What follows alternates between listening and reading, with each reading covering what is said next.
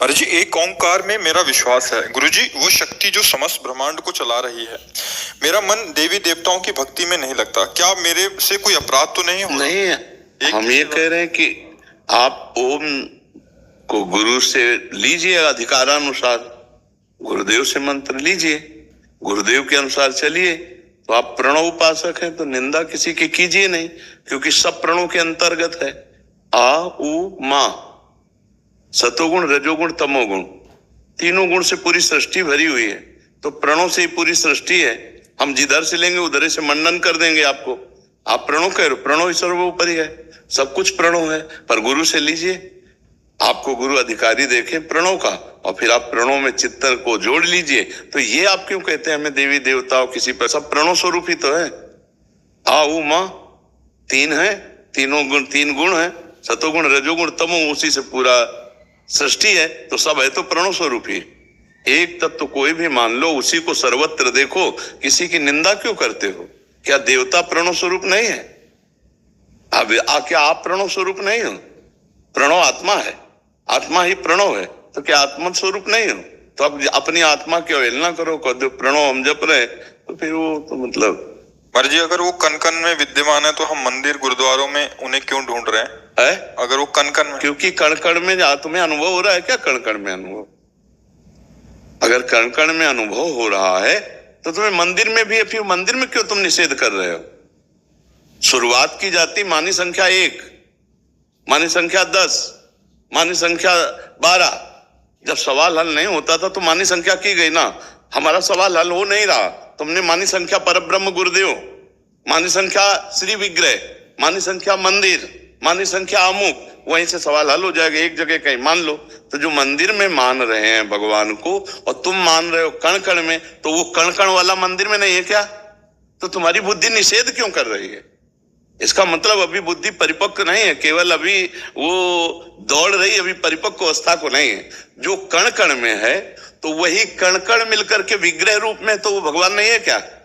जब कण कण में है तो विग्रह रूप में भी भगवान है। तो जो भगवान को विग्रह रूप में पूज रहे हैं, तुम्हें क्या पता वो कण कण में भगवान को नहीं पूजते क्या? तुम्हें क्या पता? वो स्वामी जी सिया राम को मान रहे तो कह रहे हैं सिया राम में सब जग जानी। तो तुम क्या जानो कि जो कण कण में भगवान विराजमान है, तुम ही केवल मान रहे हो क्या? जो विग्रह में मान रहे वही कण कण में भी मान रहे हैं। आप क्या समझते हो? किसी के ज्ञान को क्या जानो? तो अगर कोई देवी देवता को पूज रहा है, किसी मंदिर में पूज रहा है, तो तुम्हारी दृष्टि से उसी ब्रह्म को तो पूज रहा है, नहीं पूज रहा है? आप हमें उत्तर दीजिए। ठीक है ना? तो हम किसी की निंदा क्यों करें? क्योंकि वो कण कण में तो मंदिर में भी तो है, वो मूर्ति में भी तो है, वो अमूर्त है तो वो मूर्तिमान भी है, वो कहां नहीं है। तो बस समस्या का समाधान हो गया। हम किसी की निंदा नहीं कर सकते, क्योंकि मेरा प्रभु सर्वत्र विराजमान है। समझ रहे हैं आप? अब जैसे कोई भी नाम हो, अक्षर होगा ना, और कोई भी अक्षर हो, आ उसमें जुड़ा होगा। समझ पा रहे हो हमारी भाषा?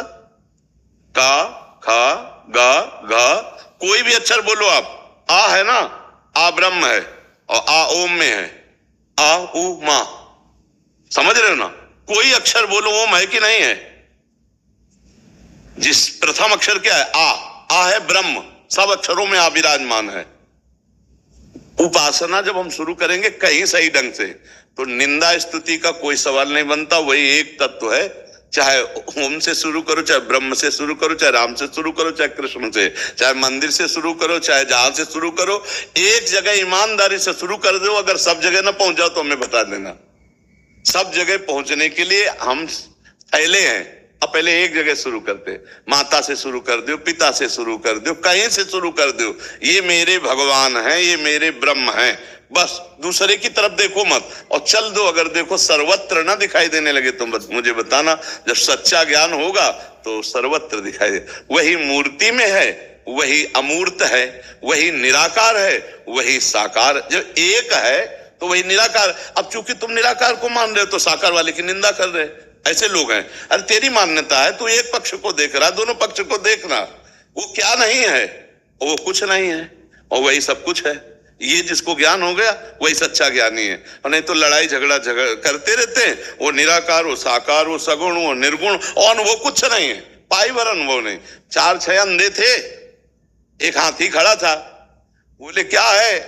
बोले हाथी, बोले कैसा है, तो एक ने पकड़ी जांग, बोले खंभा जैसा है, एक ने पकड़े कान, बोले सूप जैसा है, ऐसे ही एक ने बोले दीवार जैसी है, छत जैसी है, सब अपने अपने अनुभव किए। अब लड़ रहे हैं, बोले हाथी जो है सूप जैसा, बोले नहीं हाथी खंबे जैसा। तो नेत्र वाले ने कहा तुम लोग लड़ो मत, कोई झूठ नहीं बोल रहे, तुम सब हाथी के अंगों का वर्णन कर रहे हो, संपूर्ण हाथी तो मैं देख रहा हूं कि तुम झगड़ा मत करो, वो पूरा वही है, जो तुम बोलो वही है।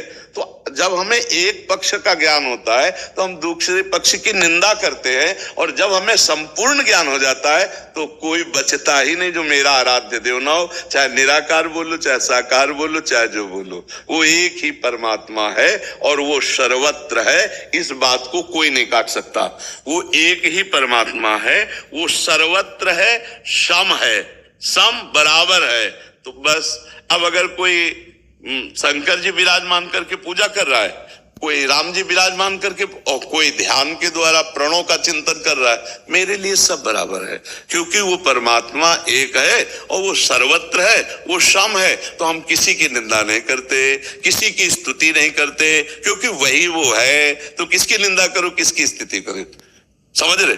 उमा जे राम सन करे विरोध, हमारा ही स्वामी, हमारा ही प्रीतम, हमारी ही आत्मा, हम सर्वत्र विराजमान। थोड़ा ज्ञान को हम फैलाएं, विस्तृत करें, एक सीमित ना करें, तभी लोग फिर ये कहें मैं मंदिर क्यों जाए। जो आप मत जाइए, आपको किसी ने कहा नहीं, वो जा रहा है उसकी निंदा क्यों कर रहे हो, बुरा कर रहा है क्या? मंदिर जा रहा है, भगवान को प्रणाम कर रहा है, आरती कर रहा है, तो अज्ञानी थोड़ी है।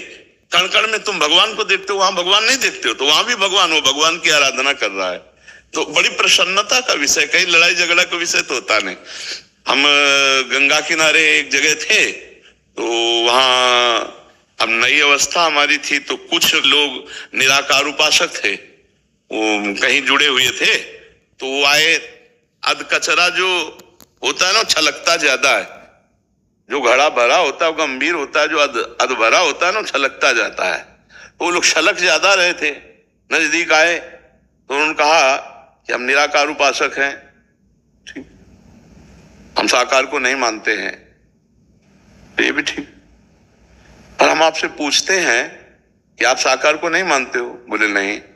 तो हम कहा आप गुरुदेव को मानते हो क्या? हाँ हाँ। तो अच्छा, तो आप गुरुदेव के पास जाते होगे तो प्रणाम भी करते होगे, प्रणाम करते, माला पहनाते, आरती करते, पूजा कर, ये है क्या? ये है क्या साकार पूजा? नहीं है क्या? गुरु कहां से, आकाश से बोलते हैं कि मुंह से बोलते हैं? साकार ही तो बोल रहा है। ये शब्द साकार है कि निराकार है, जो तुम्हारे कान तक पहुंच रहा है? समझना है, कांटे से कांटा निकलेगा।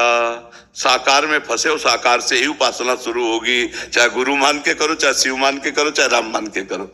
जब तक गुरुदेव की कृपा नहीं, तब तक तत्व बोध नहीं होता, चाहे जितनी अकल लड़ा लो। गुरु बिन ज्ञान नहीं हो सकता, चाहे शिव बिरंची सम होई, गुरु बिन भौनिधि तरह न कोई। तो गुरु अव्यक्त जब व्यक्त रूप धारण किया, आप यहाँ चर्चा सुनने आए निराकार से कि साकार से? हम भले निराकार की बात करें, लेकिन आप आकार के पास बैठे हो ना। ऐसे कितने भी तुम निराकार उपासक हो, अपने गुरु की मूर्ति, अपने गुरु की छवि, अपने गुरु के पास, तभी आपकी बात बनेगी, नहीं बनेगी नहीं। तो बात बनती कहां से है? साकार से। क्यों? हम फंसे साकार में, कांटे से कांटा निकाल दिया, दोनों फेंक दिया।